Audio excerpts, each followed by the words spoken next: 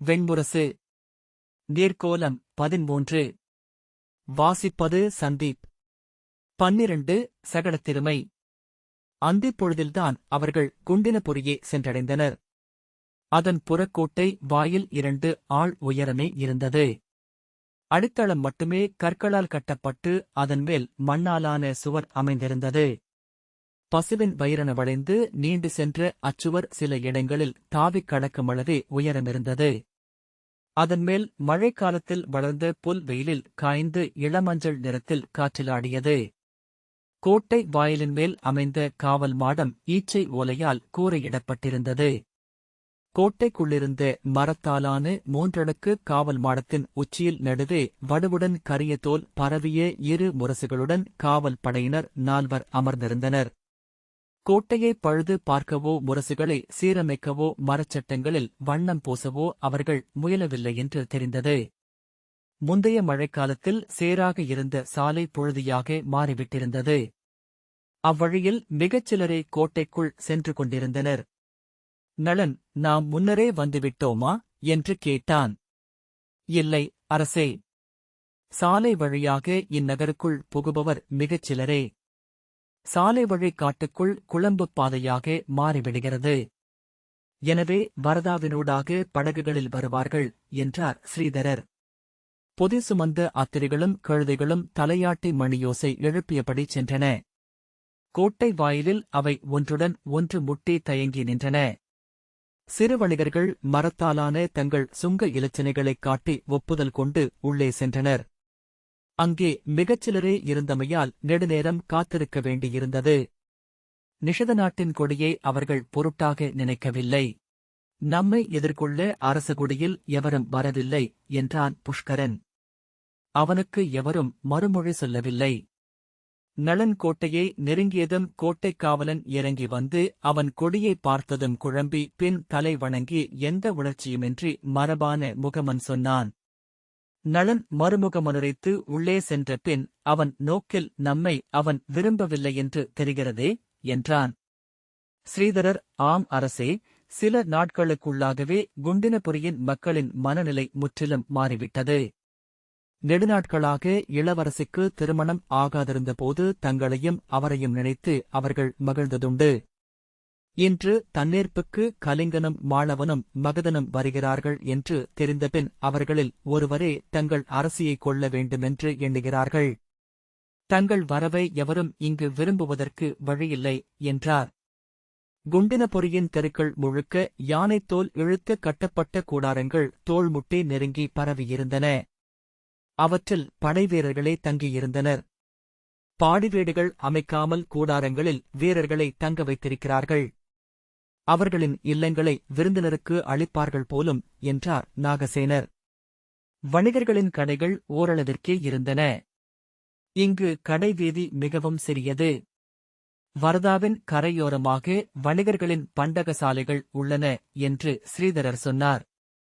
எந்த வகையிலும் ஒரு மணநிகழ்வுக்கு இந்நகரம் சித்தமாகவில்லை. மணம் நாடி அணுகும் அரசர்களுடன் இணைந்து வரும் படைகளுக்கு பொருள் வழங்கும் கடைகளோ அவர்களை தங்கவைக்க கூடாரங்களோ இருப்பதாக தெரியவில்லை என்று நளன் சொன்னான். வஜ்ரகீர்த்தி, ஆம், ஓராண்டு காலம் எடுத்துக்கொண்டு அனைத்தையும் அமைத்தாலும் இவர்களால் சரியாக நிகழ்த்த முடியாது. ஓரிரு நாட்களில் முடிவெடுத்து அமைத்திருக்கிறார்கள். இங்கு பெருங்குழப்பமே நிகழவிருக்கிறது என்றான். நளன், அவ்வாறல்ல, பல தருணங்களில் நிகழ்வுகள் தாங்களே முட்டி மோதி ஓர் ஒழுங்கை கண்டுகொள்ள வாய்ப்புள்ளது. நாம் விரும்பியபடி அவற்றை அமைக்க முயல்கையில் மட்டுமே குழப்பங்கள் எழுகின்றன என்றான். அவர்கள் முதல் அரணின் காவல் மாடத்தை அடைந்தபோதுதான் விதர்ப்பத்தின் 1000 ஒருவனாகிய ருத்ரன் தன் 2 உதவியாளர்களுடன் வந்து வணங்கி, நிஷத அரசர்க்குரிய தங்குமிடம் ஒதுக்கப்பட்டுள்ளது, வருக என்றான். அவன் உடல் மொழியிலும் குரலிலும் வணங்காமை இருந்தது. முகமன் உரைத்து அவனுடன் செல்கையில் ஸ்ரீதரர் ஒரு துணையமைச்சரை அனுப்பும் மதிப்பை விதர்ப்பம் அளித்திருக்கலாம் என்றார். நளன் புன்னகையுடன், தாழ்வில்லை, சில ஆண்டுகளுக்குப் பின் நம் மைந்தன் இங்கே கோல் சூடி அமர்வான் என்றான். ஸ்ரீதரர் புன்னகை செய்தார். அவர்களுக்கு ஒதுக்கப்பட்டிருந்த இல்லம் சூதர்களின் தெருவில் அமைந்திருந்தது. தலைமைக் கணியரான ஜீமுதரின் இல்லம் அது. அவர் அதன் வாயிலில் கைகூப்பி நின்றிருந்தார். அவர்கள் புறவிகளில் இருந்து இறங்கியதும் அவர் முகம் மலர்ந்தபடி அணுகி, கிரிப்பிரஸ்தத்தின் அரசர் என் இல்லத்தில் கால் வைத்தது என் மூத்தோரின் நல்லுழ்பயன். என் பிந்தையோருக்கு நான் அளிக்கும் கொடை. இத்தருணம் போல என் வாழ்க்கையில் இனி ஒரு பெருநிகழ்வு வரப்போவதில்லை என்றார். உணர்வெழுச்சியால் அவர் குரல் தழைந்தது. நளன் அவரை வணங்கி, தாங்கள் முதற்கணியர் ஜீமுதர் என்று எண்ணுகிறேன் என்றான். தங்களுக்கு என் பெயர் எப்படி தெரியும்? எண்ணவே இல்லை என்றார் ஜீமுதர். திறனுடையோரை நான் அறிந்து வைத்திருப்பேன். இங்கிருந்து செல்வதற்குள் அடுமனைத் தலைவர் வீசிகரையும் புறவிச்சாலை தலைவர் சுப்ரரையும் சந்திக்க விழைகிறேன் என்றான். அவர் பேருவகையுடன் தங்கள் நாவால் பெயர் சொன்னீர்கள் என்றறிந்தால் அவர்கள் நெஞ்சுருகி இறக்கவும் கூடும்.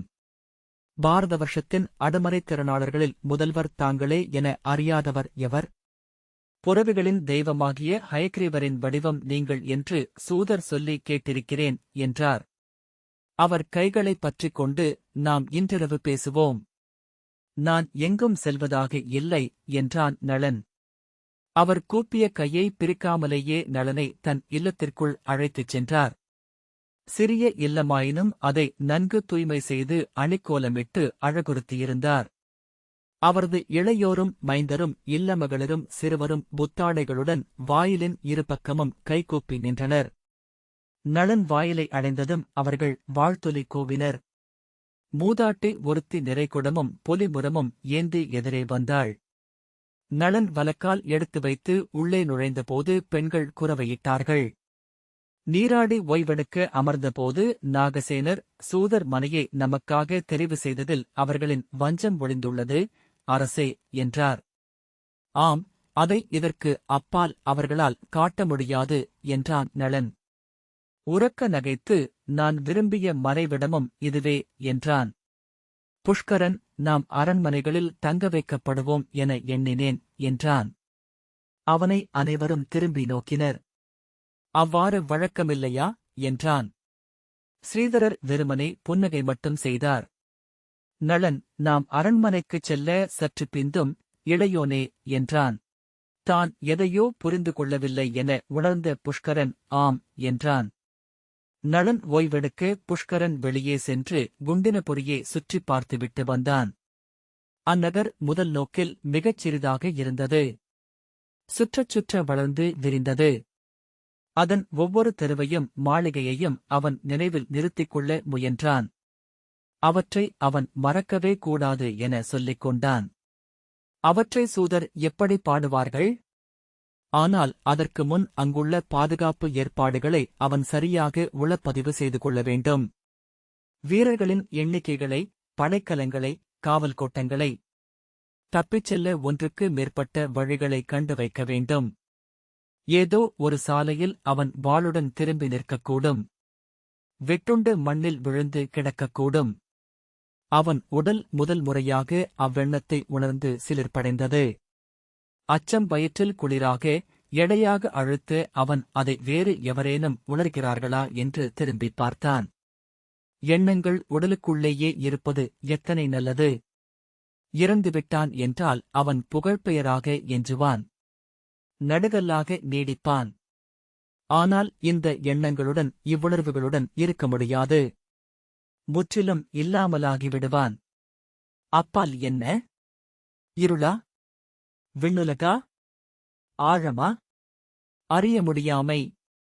அவன் உடல் மீண்டும் சிலிர்த்தது. ஏன் இறக்க வேண்டும்? நான் இன்னும் எதையும் நுகரவில்லை. பெண்? ஓரிரு முறை.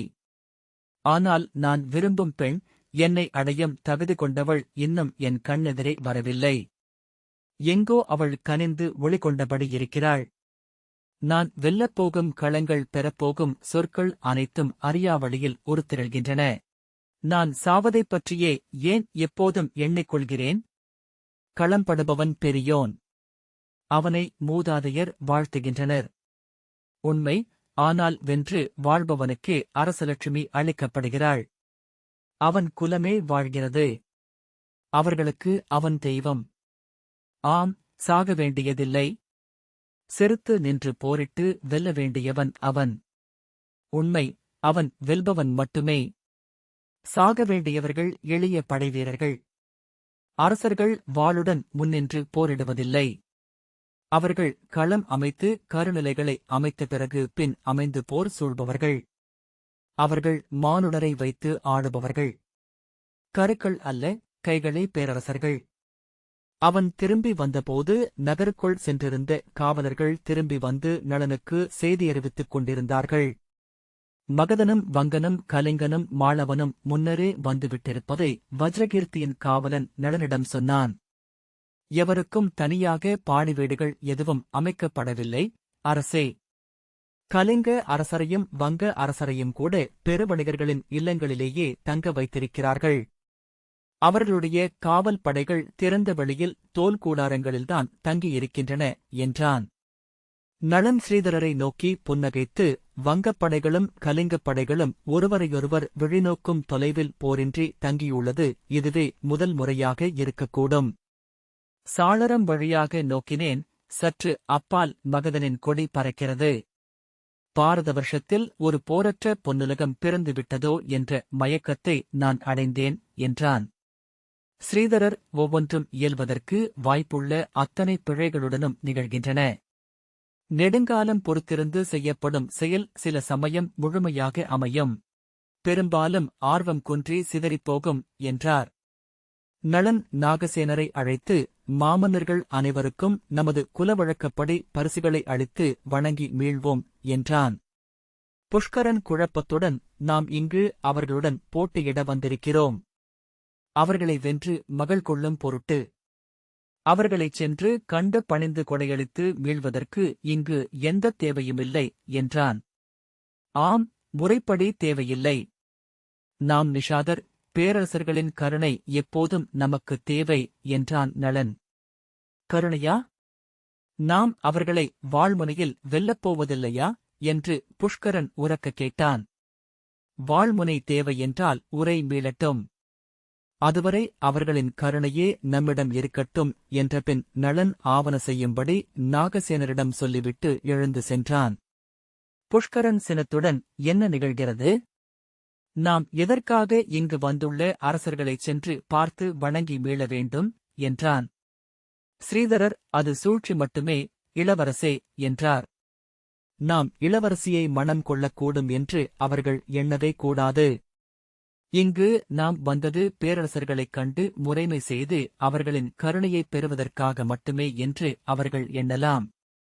இங்கு வந்துள்ள சிறிய அரசர்கள் எல்லோரும் அதையே செய்வார்கள். நாம் அதை செய்யவில்லை என்றால் ஐயத்திற்கிடமாகும். அவர்கள் இங்கு வந்ததுமே சூதர்கள் நாவில் விதர்ப்ப இளவரசியையும் நிஷத அரசரையும் குறித்து உலவும் கதைகளை தாங்களும் கேட்டிருப்பார்கள் என்றார். சூழ்ச்சியா என்று முகம் மலர்ந்த புஷ்கரன், ஆம், நாம் அவர்களை ஏமாற்றுகிறோம் அல்லவா என்றான்.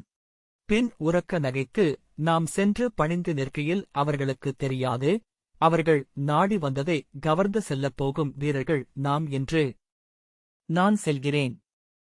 கலிங்கனைக் கண்டு முழந்தாளிட்டு பணிந்து சொல்கிறேன், கடல்சூழ் கலிங்கத்தை ஆளும் பேரரசரே, உங்கள் அழிக்கொடை தேடி வந்துள்ள எளிய மலை நிஷாதன் நான். உங்கள் காலடிகளை என் தலையில் மணிமுடியென சூட விரும்புகிறேன் என்று. என் உடைவாளை உருவி அவர் காலடியில் தாழ்த்தி எனது வீரமும் உயிரும் உங்கள் பணிக்கே அளிக்கிறேன் என்று வஞ்சனம் உரைக்கிறேன். அவன் நம்பிவிடுவான். ஐயமே வேண்டாம். இவற்றை சிறப்பாக என்னால் செய்ய முடியும். மூத்தவரிடம் சொல்லுங்கள், திரைக்கொடையுடன் நானும் சில அரசர்களை பார்க்கிறேன் என்றான். ஸ்ரீதரர் புன்னகைத்து, பேரரசர்களான அங்கனையும் வங்கனையும் கலிங்கனையும் மாளவனையும் அரசர்கள் சென்று பார்ப்பதுதான் முறைமை. மேலும் இங்கு அரசர்கள் வந்து கொண்டே இருக்கிறார்கள். நீங்களும் நானும் சென்று பார்க்க வேண்டிய பலர் உள்ளனர் என்றார்.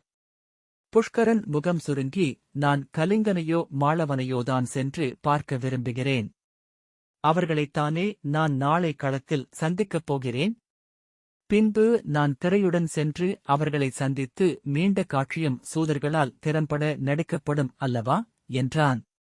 தாங்கள் சென்று பார்க்கவில்லை என்றாலும் அதை திறம்பட நாடகமாக்கும்படி சொல்லிவிடலாம் என்றார் ஸ்ரீதரர். அருகில் நின்ற நாகசேனர் புன்னகையுடன் வேறு பக்கம் திரும்ப புஷ்கரன் ஆவலுடன் ஸ்ரீதரர் கையைப் பற்றிக் கொண்டு, மெய்யாகவா? உண்மையில் நிகழவில்லை என்றாலும் எழுதச் சொல்லிவிடலாமா? என்றான். மெய்யாகவே சொல்லிவிடலாம். அதிலென்ன ஐயம்? ஆனால் நீங்கள் ஏதேனும் ஓர் அரசரை சந்திக்க வேண்டும். அது மகதனைத்தான் என்று சொன்னால் யார் மறுக்கப் போகிறார்கள்? மகதனை சந்திப்பதுதான் எனக்கு உகந்தது. ஆயினும் மூத்தவரின் ஆணைப்படி நிகழட்டும் என்று புஷ்கரன் சொன்னான். ஏனென்றால் நான் அவருக்கு கட்டுப்பட்டவன். அவரைக் காத்து நிற்கவிருப்பவன். அமைச்சரே, இப்போது நான் செய்தவை என்ன தெரியுமா? நகரை மும்முறை சுற்றி வந்து அத்தனை படைசூழ்கையையும் என் உள்ளத்தில் பதியச் செய்திருக்கிறேன். உரிய தருணத்தில் எனக்கு பிறந்த மண்ணுக்கு நிகராக இந்த நகரம் அறிமுகமாகியிருப்பதைக் கண்டு நீங்களே வியப்படைவீர்கள். புஷ்கரன் தனது தோற்றத்தை சிறிய ஆடிமுன் நின்று திரும்பி நோக்கிக் கொண்டிருந்தான். ஒவ்வொரு முறை நோக்குகையிலும் உவகையும் நிறைவும் எழுந்தது. சில கணங்களுக்குள் குறையொன்று தென்பட்டது. பதற்றம் கொண்டு அணிச்சேவகரை அழைத்து கூச்சலிட்டான்.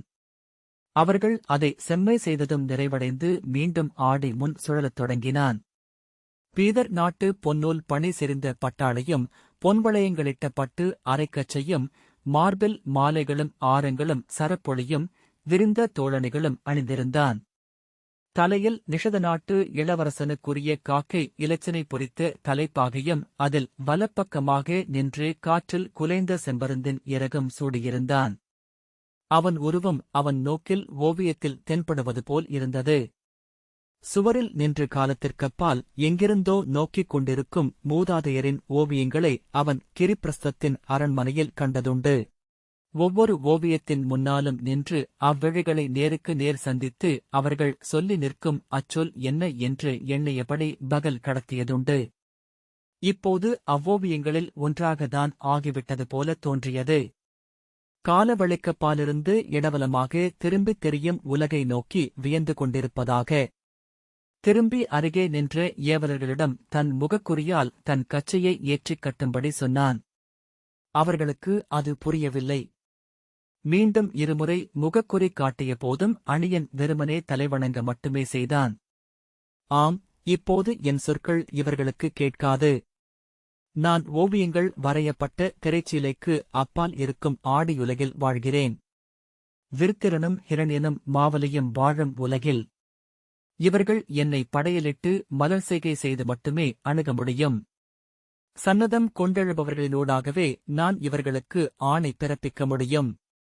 அவ்வெண்ணத்தில் முகம் விரிய தன் குழலை நீவி அழுத்தியபடி சாளரம் வழியாக தெரிந்த வரதாவின் பெருக்கை நோக்கி புன்னகைத்தான். ஸ்ரீதரர் வந்து நின்று, கிளம்புவோமா, அரசே? பொழுதாகிவிட்டது என்றார். தேர்கள் ஒருங்கிவிட்டனவா என்று புஷ்கரன் கேட்டான். நமக்கு ஒரு தேர் மட்டுமே அனுப்பப்பட்டுள்ளது என்றார் ஸ்ரீதரர். அரசரும் தாங்களும் அதில் செல்லலாம்.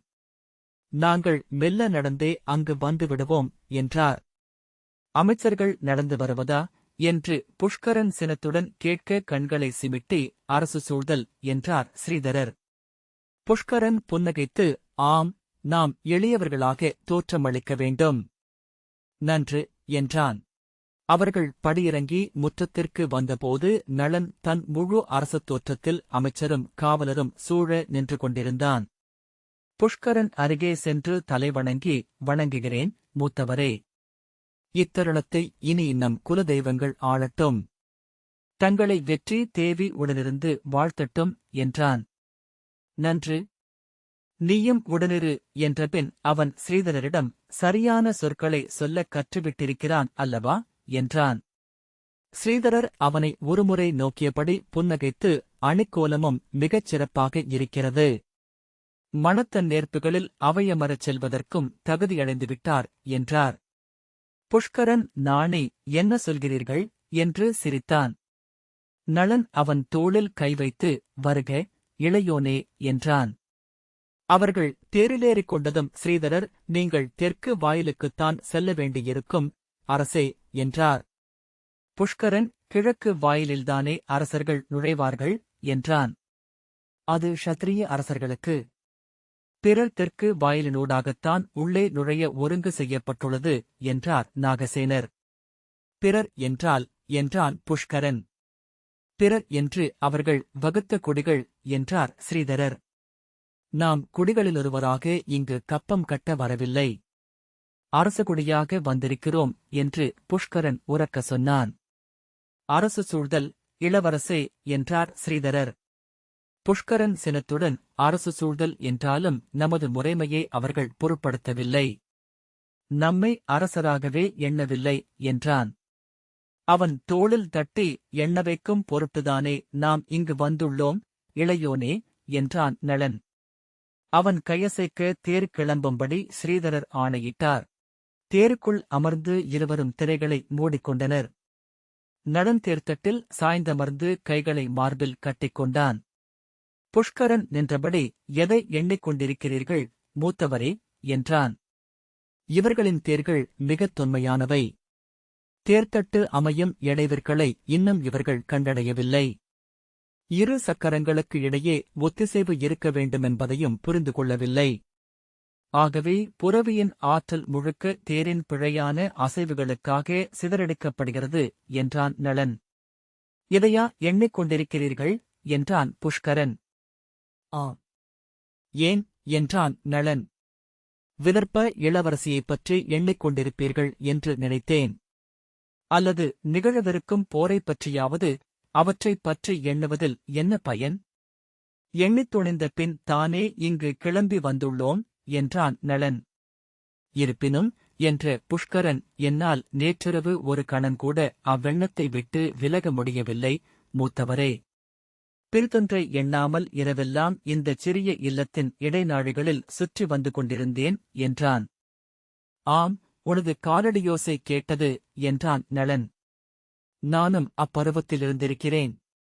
அதை கடந்து வந்துவிட்டீர்கள் என்றான் புஷ்கரன். இத்தகைய நிகழ்வு உங்களை கிளற வைப்பதில்லையா? சிரித்து இல்லை என்றான் நளன்.